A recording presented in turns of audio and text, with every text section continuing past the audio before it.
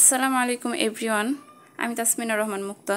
আজকে আমি আলোচনা করব লন্ডন 1802 এই কবিতাটি নিয়ে। এই কবিতাটি উইলিয়াম ওর্থহার্সের লেখা একটি ফেমাস কবিতা। প্রথমে বলে রাখি, এই ভিডিওটি কাদের জন্য গুরুত্বপূর্ণ। যারা প্রথম এবং দ্বিতীয় বর্ষের স্টুডেন্ট ইংলিশ ডিপার্টমেন্টের, তাদের জন্য এই ভিডিওটি গুরুত্বপূর্ণ। প্রথম বর্ষের স্টুডেন্টদের রিডিং স্কিলস এবং দ্বিতীয় বর্ষের স্টুডেন্টদের রিডিং এবং পোয়েট্রির জন্য এই ভিডিওটি গুরুত্বপূর্ণ। আমরা আজকে ফিগার অফ স্পিচ আলোচনা করব। গত ভিডিওতে আমি থিম এবং টোন নিয়ে আলোচনা করেছি। মেটাফোর, এই যে কবিতাটা, এর মধ্যে কি ফিগার অফ স্পিচ রয়েছে সেই বিষয়গুলি আমরা জানব। প্রথমে হচ্ছে মেটাফোর। মেটাফোর মানে হচ্ছে দুইটা ভিন্ন জিনিসের সাথে তুলনা। মানে যদি একটা জিনিসকে অন্য একটা জিনিসের সাথে ডিরেক্টলি তুলনা করি, তাহলে সেটাকে বলে মেটাফোর। ধরো যে আমি আপনাকে বললাম যে আপনি হচ্ছেন চাঁদ। এখানে আমি আপনাকে ডিরেক্টলি চাঁদের সাথে তুলনা করেছি, এটাকে মেটাফোর বলে। কিন্তু আমি যদি বলি আপনি হচ্ছেন চাঁদের মতো, তাহলে এটা হয়ে যাবে সিমিলি, কারণ এই যে মতো কথাটার দ্বারা সিমিলি নির্দেশ করে। Metaphor. England is called a fen of stagnant water. ইংল্যান্ডকে স্টেগনেন্ট ওয়াটার মানে হচ্ছে দূষিত পানির সাথে তুলনা করা হয়েছে। বলা হয়েছে যে এটা হচ্ছে একটি দূষিত পানি। This compares the nation to dirty unmoving water.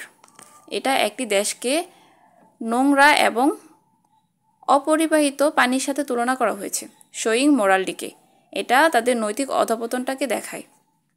Simile. Milton's soul is compared. মিল্টনের আত্মাটাকে তুলনা করা হয়েছে টু এ স্টার, তারার সাথে। Thy soul was like a star. Thy মানে হচ্ছে তোমার বা তুমি, স্টার মানে হচ্ছে তারা। এখানে স্টার হচ্ছে পজিটিভ একটা ওয়ার্ড। যে মিল্টনের আত্মাটাকে তারার সাথে তুলনা করা হয়েছে, showing purity and greatness and guidance. তার যে পিউরিটিটা সেটা দেখায়। ইমেজারি মানে হচ্ছে যখন কোনো একটা কথা বলার মাধ্যমে তোমার মনে চিত্র ফুটে ওঠে, তখন সেটাকে বলে ইমেজারি। ধরো বললাম যে তোমরা সবাই হচ্ছে একটা ফুলের বাগান, তাহলে তোমাদের কল্পনায় ফুলের বাগান ভেসে আসে। এটাই হচ্ছে ইমেজারি। এই কবিতায় Wordsworth uses image like naked heavens, এই হ্যাভেনের কথাটা বলেছে, এবং sound like the sea. Sound মানে শব্দ, লাইক দ্য সি সাগরের গর্জনের শব্দ। To create a clear vivid picture of Milton's greatness. মিল্টনের গ্রেটনেসকে বোঝানোর জন্য এই উদাহরণগুলো দেওয়া হয়েছে, কিন্তু তা সত্ত্বেও এর ফলে আমাদের মস্তিষ্কে চিত্র ফুটে ওঠে, সাগরের চিত্র এবং স্বর্গের চিত্র। এই জন্য এটা হচ্ছে ইমেজারি। এলিটারেশন হচ্ছে repeated sound, such as in manners, virtue, freedom, power. এই যে ম্যানার্স, ভার্চু, ফ্রিডম, পাওয়ার, এই যে শব্দগুলা পুরো কবিতায় এগুলো মিলানোর জন্য ব্যবহার করে, এবং কি রিদম দেওয়ার জন্য, gives rhythm and emphasise, rhythm দেওয়ার জন্য ব্যবহার করে। এই জন্য এটাকে বলা হয় এলিটারেশন। আমরা দুটো রেখে আসছিলাম। অ্যাপোস্ট্রফি মানে হচ্ছে কোনো একটি মৃত মানুষের সাথে সরাসরি কথা বলা। এই কবিতায় the poet speaks directly to John মিল্টনের সাথে সে সরাসরি কথা বলেছে। ইভেন তো যদিও মিল্টন ইজ ডেড, মিল্টন মারা গেছে, তাও তিনি এই কবিতার মাধ্যমে সে সরাসরি কথা বলতে তিনি বলেছেন মিল্টনকে উদ্দেশ্য করে বলেছেন, thou shouldst be living at this hour. তোমাকে এই সময়ে উপস্থিত থাকা উচিত। তাহলে এটা হচ্ছে অ্যাপোস্ট্রফি। তারপর হচ্ছে পার্সনিফিকেশন মানে হচ্ছে কোনো একটি বস্তুকে হিউম্যান কোয়ালিটি দেওয়া।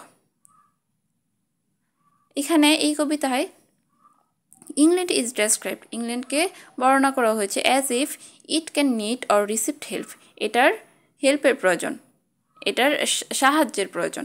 Also altar sword and pen are given human quality. এই জিনিসগুলোকে তিনি হিউম্যান কোয়ালিটি দিয়েছেন, representing religion, war and literature. মানে ইংল্যান্ডকে বলেছে যে ইংল্যান্ডের নিজেরই সাহায্যের প্রয়োজন। আসলে ইংল্যান্ডের সাহায্যের প্রয়োজন হয় না, সাহায্য প্রয়োজন হয় মানুষের। এখানে ইংল্যান্ডকে তিনি একটি ব্যক্তির মতো করে বিবেচনা করেছেন, ব্যক্তির মতো করে ট্রিট করেছেন। এই জন্য এটা হচ্ছে পার্সনিফিকেশন। সো এই হচ্ছে ফিগার অফ স্পিচ। আশা করি ভিডিওটি ভালো লাগবে, এবং যদি ভালো লাগে তাহলে সবাই লাইক, কমেন্ট এবং শেয়ার দিবেন, এবং সাবস্ক্রাইব করতে ভুলবেন না। আজকের ভিডিও এই পর্যন্তই। পরবর্তী ভিডিওর জন্য অপেক্ষা করুন। আল্লাহ হাফেজ।